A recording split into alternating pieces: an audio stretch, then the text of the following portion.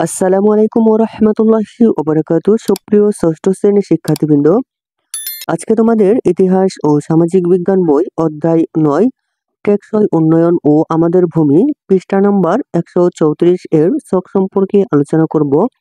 প্রিয় শিক্ষার্থী, তুমি যদি আমার চ্যানেলটিতে নতুন হয়ে থাকো এবং সাবস্ক্রাইব করে না থাকো, তাহলে আরো দেরি না করে এখনই চ্যানেলটি সাবস্ক্রাইব করে পাশে থাকো।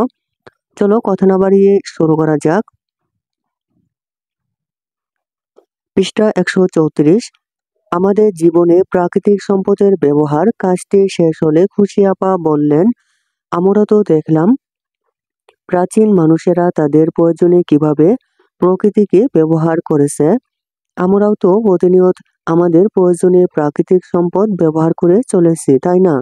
রনি বলল, হ্যাঁ আপা, কিন্তু কতটুকু ব্যবহার করেছি তা বুঝতে পারছি না। খুশি আপা বললেন, বেশ, তাহলে চলো এটা বের করার জন্য আমরা একটা মজার কাজ করি। আমরা আমাদের একটি দিনকে ৩ ভাগে ভাগ করি, যেখানে সকাল, দুপুর ও রাতে আমরা প্রয়োজনে কিভাবে প্রকৃতিকে ব্যবহার করেছি তা লিখে ফেলি। মামুন বলল, যেমন সকালে ঘুম থেকে উঠে আমরা পানি খাই, পানি একটি প্রাকৃতিক সম্পদ। রনি বলল, শুধু কি তাই? আমরা যে খাটে ঘুমাই সেটাও তৈরি হয়েছে প্রাকৃতিক সম্পদ, গাছ ব্যবহার করে অথবা লোহা ব্যবহার করে, তাই না? প্রিয় শিক্ষার্থী, তারপর হচ্ছে খুশি আপা বললেন, একদম ঠিক ধরেছো তোমরা, চলো তাহলে কাজটি করে ফেলি। প্রিয় শিক্ষার্থী, তোমাদের জন্য নমুনোত্তর প্রস্তুত করেছি ছকের। প্রিয় শিক্ষার্থী, তোমরা তা দেখতে পারো। প্রিয় শিক্ষার্থী, চলো ছক সম্পর্কে আলোচনা করা যাক। দিনের বিভিন্ন সময় দিনকে ৩টি ভাগে ভাগ করা হয়েছে, সকাল, দুপুর এবং রাতে। প্রিয় শিক্ষার্থী, প্রাকৃতিক সম্পদের ব্যবহার। সকালে হচ্ছে ব্যবহার পানি, খাট, চেয়ার, টেবিল, পাটি সবই কি প্রাকৃতিক সম্পদ। দুপুরে আমরা ব্যবহার করি ব্রেঞ্চ, গ্যাস, মাছ, সবজি, লবণ, সবই প্রাকৃতিক সম্পদ। তারপর হচ্ছে রাতে ব্যবহার করি বিদ্যুৎ, কেরোসিন, খাট, তুলার বালিশ ইত্যাদি, সবই কি প্রাকৃতিক সম্পদের অন্তর্ভুক্ত।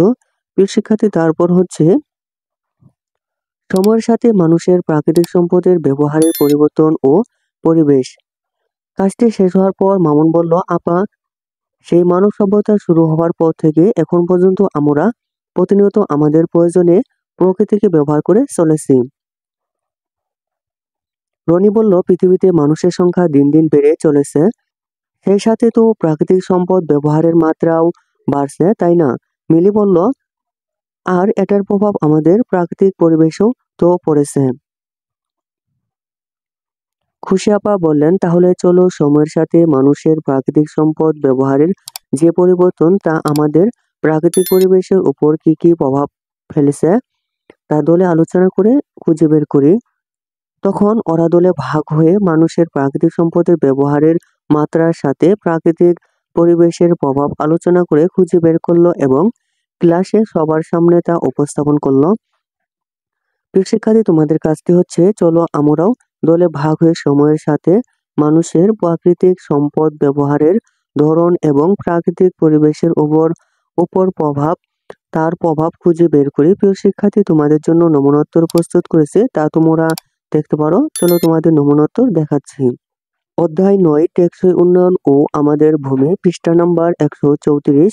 প্রিয় শিক্ষার্থী, তোমাদের জন্য নমুনোত্তর প্রস্তুত করেছে, তা হলো, চলো আমরাও দলে ভাগ হয়ে সময়ের সাথে মানুষের প্রাকৃতিক সম্পদ ব্যবহারের ধরন এবং প্রাকৃতিক পরিবেশের উপর তার প্রভাব খুঁজে বের করি।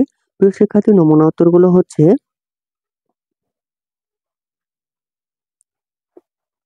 মানুষের প্রাকৃতিক সম্পদ ব্যবহারের ধরন, প্রাকৃতিক পরিবেশের উপর প্রভাব। প্রাকৃতিক সম্পদ হচ্ছে গাছপালা ব্যবহার। প্রাকৃতিক পরিবেশের উপর প্রভাব হচ্ছে বৃক্ষ নিধনের ফলে বায়ুমণ্ডলের তাপমাত্রা বৃদ্ধি পাচ্ছে।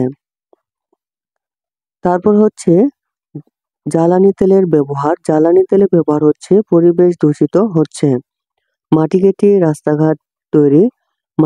রাস্তাঘাট তৈরি, ভূমিক্ষয় বৃদ্ধি পাচ্ছে, উর্বরতা শক্তি হ্রাস পাচ্ছে। তারপর হচ্ছে জীবাশ্ম জ্বালানি ব্যবহার পরিবেশ দূষিত হচ্ছে। বনাঞ্চলে বসতি নির্মাণ, প্রকৃতির বস্তু সংস্থান নষ্ট হচ্ছে।